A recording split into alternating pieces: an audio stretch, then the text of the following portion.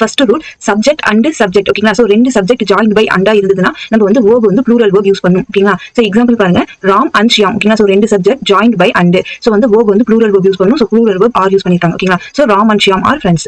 So இந்த ரூலுக்கு ஒரு எக்ஸெப்ஷன் இருக்கு. அதாவது if two singular nouns are joined by and to express something about same person or thing use singular verb with it. அதாவது ரெண்டு singular noun வந்து join by and அண்டால join பண்ணிருக்கு. But வந்து அந்த ரெண்டு சிங்குலர் நவுனுமே ஒரு சேம் பர்சனையோ ஆர் திங்ஸையோ தான் வந்து குறிக்குது அப்படின்னா நம்ம வந்து சிங்குலர் verb தான் யூஸ் பண்ணணும் ஓகேங்களா. சோ அந்த மாதிரி என்னென்ன வேர்ட் இருக்குன்னு பார்க்கலாம். bread and butter, rice and curry, horse and carriage, hammer and sickle, ground and glory, slow and steady, fish and chips, ebb and flow ஓகேங்களா. சோ இது எல்லாமே நம்ம என்ன கன்சிடர் பண்ணனும், சிங்குலர் நவுனா தான் கன்சிடர் பண்ணி சிங்குலர் verb யூஸ் பண்ணனும் ஓகேங்களா. எக்ஸாம்பிள் பார்க்கலாம். slow and steady wins the race ஓகேங்களா. சோ இதுல slow and steady அப்படிங்கிறது சிங்குலர் சப்ஜெக்ட். சோ அப்ப verb வந்து சிங்குலர் verb யூஸ் பண்ணனும். சோ verb ஓட s or es வந்து ஆட் ஆயிருந்தா அது வந்து சிங்குலர் verb. சோ இங்க wins இருக்கு. சோ இது சிங்குலர் verb. ஓகே இது கரெக்ட். இது எல்லாமே பார்த்து வச்சுக்கோங்க. இது எல்லாமே நம்ம என்னது சிங்குலர் சப்ஜெக்ட்டா கன்சிடர் பண்ணனும். சோ அப்ப இந்த bread and butter இது எல்லாமே உங்களுக்கு வந்து சப்ஜெக்ட்டா வரும்போது இங்க சிங்குலர் verb தான் யூஸ் பண்ணனும்.